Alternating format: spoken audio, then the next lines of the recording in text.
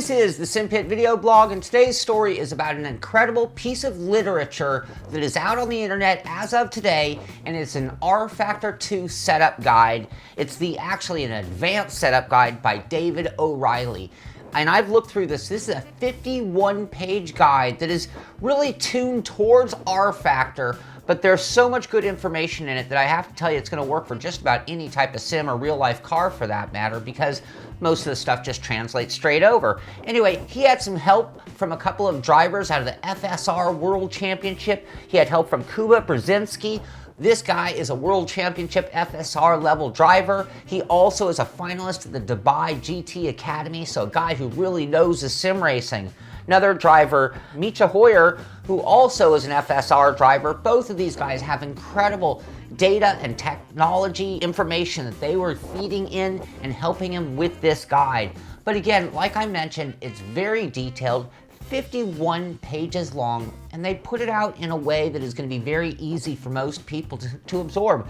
Starting off with like just some of the setup parameters. I mean, you have like 20 pages just going through all the components on a race car, what they do, what kind of adjustments can be made, and what they, how they affect the car's setup.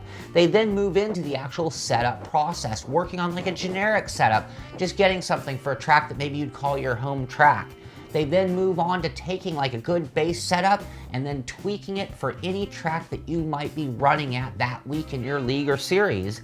And then finally from there, they go on to race strategy, working on a qualifying set, working on endurance set, wet weather set. They use Motec. They teach you how to use Motec in the case of this whole guide. So anyway, this is the kind of stuff that I'm always talking about, whether it's the mental aspects, whether it's the way you drive, or in this case, the way you set up the car and having awareness of what the components do, how they affect the car, and how that'll change things on the track when you get there. So again, I have to recommend that anybody out there reads this guide regardless of the sim, especially if you're in Rfactor 2. Now I will mention this is completely done by them. This is not in association or supported by ISI, Image Space Incorporated, the makers of Rfactor 2, but I'm sure these guys would endorse it because it's just fantastic stuff. And again, whether you're a beginner or a medium or a high-level racer, this is still going to be a big benefit to you. And again, most of the componentry, if you read about the components,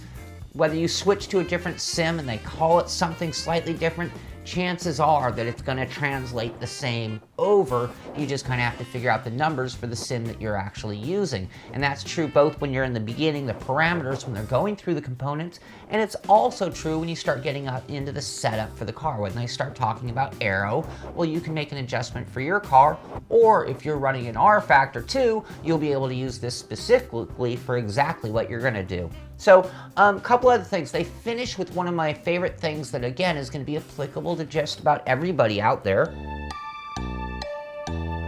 and that's a solution guide. The solution guide is sort of like, if your car is doing this, what can you do to adjust it?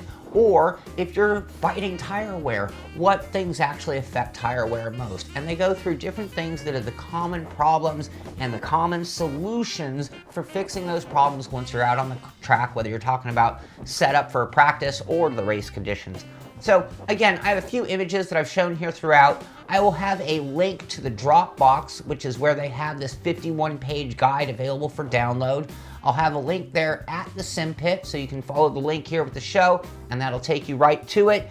And I want, in this, they even acknowledge a few other guides that have been out there. Racer Alex F1 Setup Guide, Rfactor Garage Setup by Dominic Hardig, Setup Guide for GTR2 by LMS, and a few others that they actually named. So they are not the originators of the guide. This is just one that's been assembled very currently for the most current version of Rfactor. So, but they do credit all the other people who've been influential or have done other valuable guides, other guides you might want to check out as well. So again, I have the links. You'll be able to check them out at the Simpit. I hope you've enjoyed this blog. This is the Simpit video blog, and I'll see you on the track.